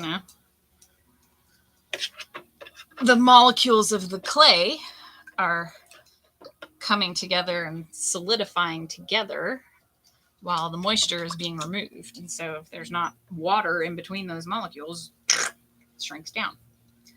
Makes sense. And what we want is for us to be able to remove that moisture in such a way that it creates a cohesive whole with a W at the end, and it's a whole piece and not broken into a bazillion pieces, which can happen. I've seen it happen to one of my pieces once. It was sad, but not completely unexpected because it was a raku. You find your back hurt? Yes. Which is why I only sit and throw for usually a couple hours at a time at most. Because yes, your back can suffer. Ugh! So I try to, stand up, stretch, walk around, that kind of thing. So, yep. All right.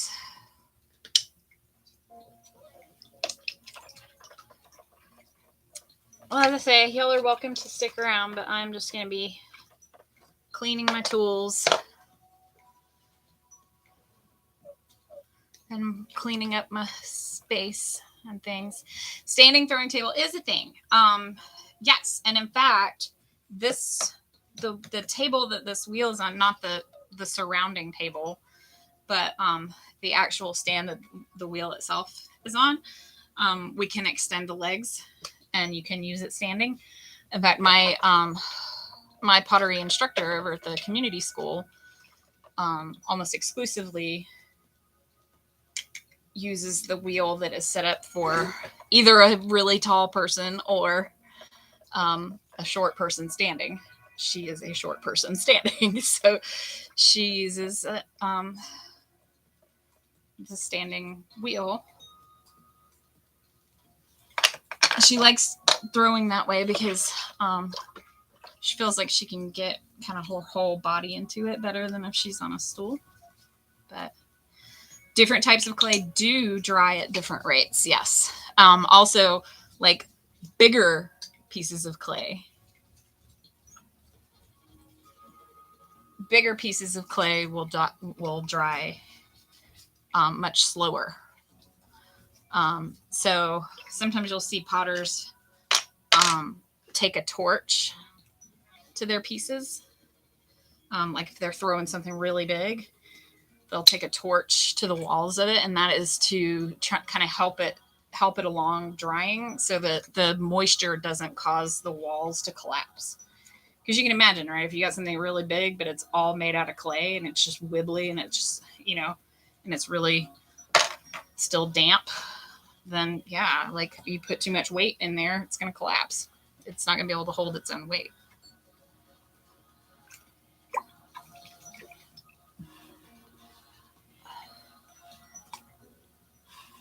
Oh no. You're just having all kinds of pet issues today, aren't you, Leslie? So yeah, yes, Leslie, we could adjust this to be a standing throwing table if we wanted. I don't know. I feel like I can, like, I don't know. I've never honestly tried throwing anything at the wheel while standing. So I don't know. Maybe I'll give that a try sometime when I go over to the community studio. Maybe I'll book some time for open studio in the wheel room and give it a try. See how I like it. I know. It's such a hard life for you. It is sad. Sad for you. I know. But you'll be okay. I'm only going to take a little bit longer and get my stuff cleaned up, and then I will let you guys out. Ugh.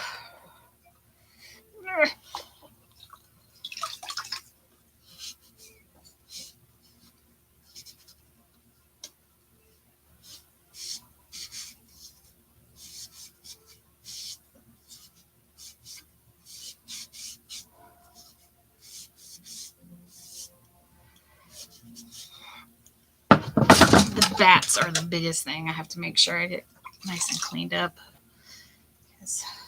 That, and obviously the wheel and the wheel head. Because if they don't, they're just harder to clean up later, and they can get warped and stuff. It's not good. The rest of my tools, I just kind of give them once overs, and every once in a while I give them a good scrubbing. But most of the time I just kind of wipe off all the big boogers and put them away for later use.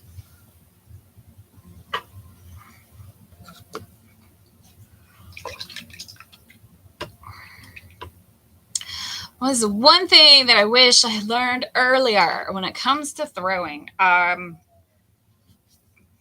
better way to center the clay.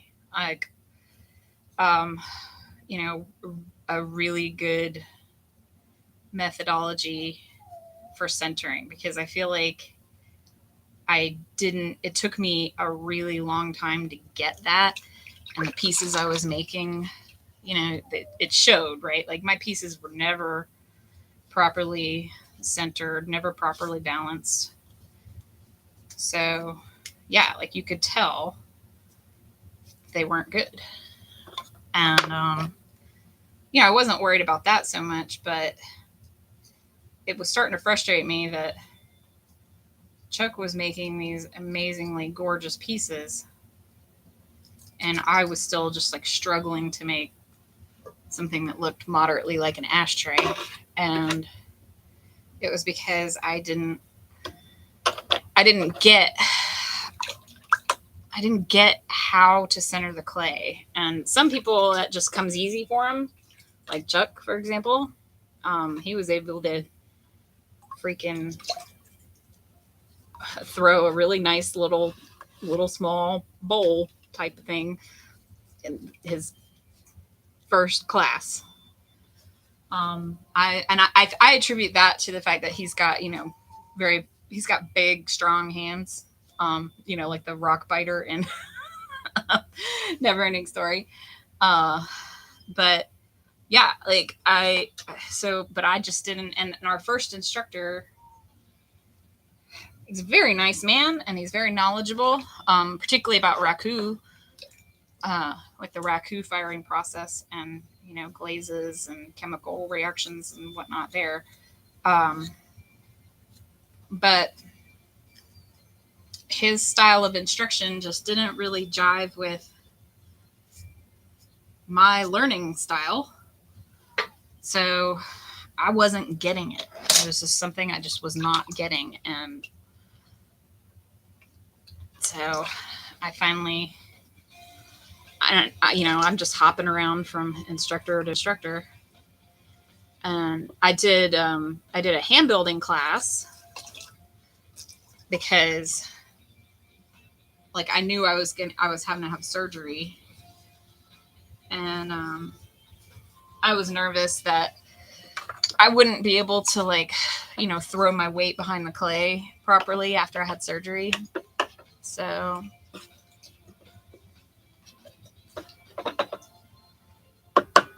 yeah, I mean it's similar, Matthew Johnson, to like leveling the bed and 3D printing. Exactly. Like it's like well, this is kind of the boring part, and I think that's part of what it is, right? Is having more patience for that part.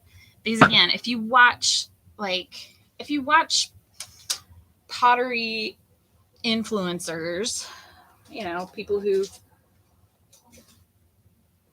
make their living by doing what I'm doing, or rather, what I was doing earlier. Now I'm just cleaning up, but they make their living streaming, creating pottery.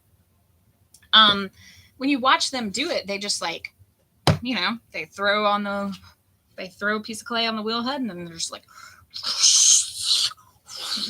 and it's just magic, they just like, it just looks like nothing, and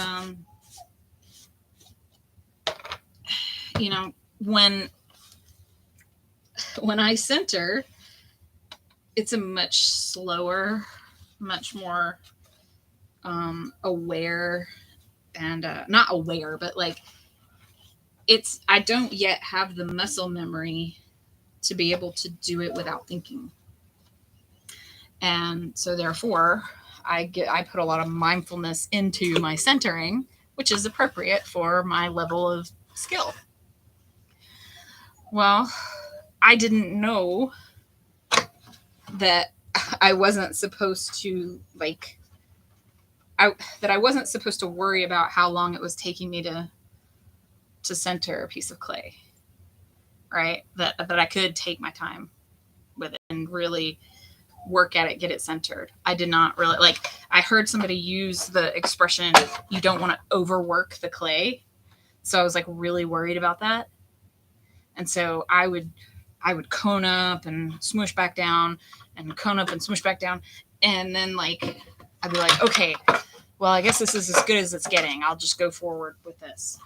Whereas what I really should have done was kept at it instead of trying to make things. I should have been just trying to throw simple cylinders over and over and over again.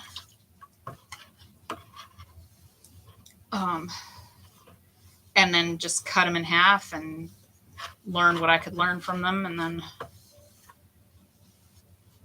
reclaim that clay and move on to another, that's what I should have been doing during that period of time. And so that's what I did in the most recent session, not the one I'm in right now, but like the session before that, the 8-week session before this one. I was just like, yeah, I'm not making anything right now. I'm doing nothing but throwing and cutting it in half over and over. Like that's all I'm doing. I am practicing throwing. I'm practicing centering. I'm practicing, just getting to know the clay. And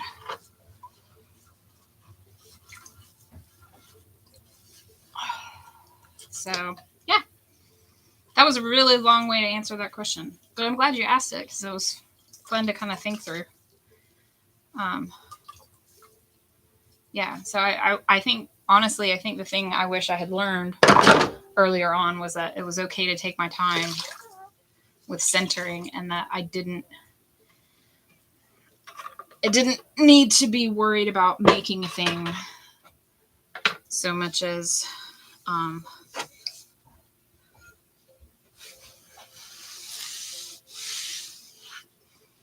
learning a skill. Oh, I think I just took a big chunk out of the handle. I did. Okay, you know what? It's okay. It's gonna be fine. I'm gonna work that into the design. It's gonna be just fine. Everything's gonna be okay. I hate it when I do that shit though. It's annoying. Okay.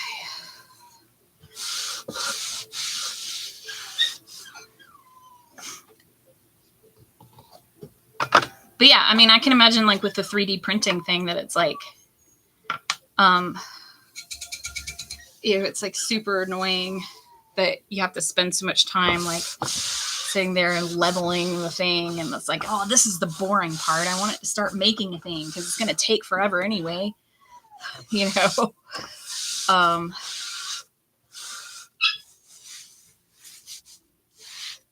then if you don't level it properly, you come in and there's a bowl of plastic spaghetti waiting for you. I've seen people's live streams that I've like scrolled past on TikTok where they just left their webcam pointed at their 3D printer, and it's in their absence has become a bowl of spaghetti, and I always feel really bad for them. I'm like, oh no, they're gonna come back and discover that their piece is not viable and that nobody's watching because the printer already messed up, and so there's nothing to see. Oh my goodness, Beauregard, you're ridiculous.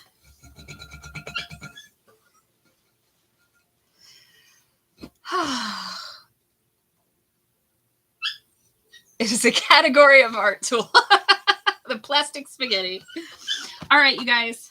I'm way over the time I intended to be for today. So thank you for coming to hang out with me. I enjoyed it. I'm going to go take care of this screaming dog and, finish washing out my splash pans. And go dump my clay water in the ravine behind my house. So have fun, and thanks. I'll see you guys next time.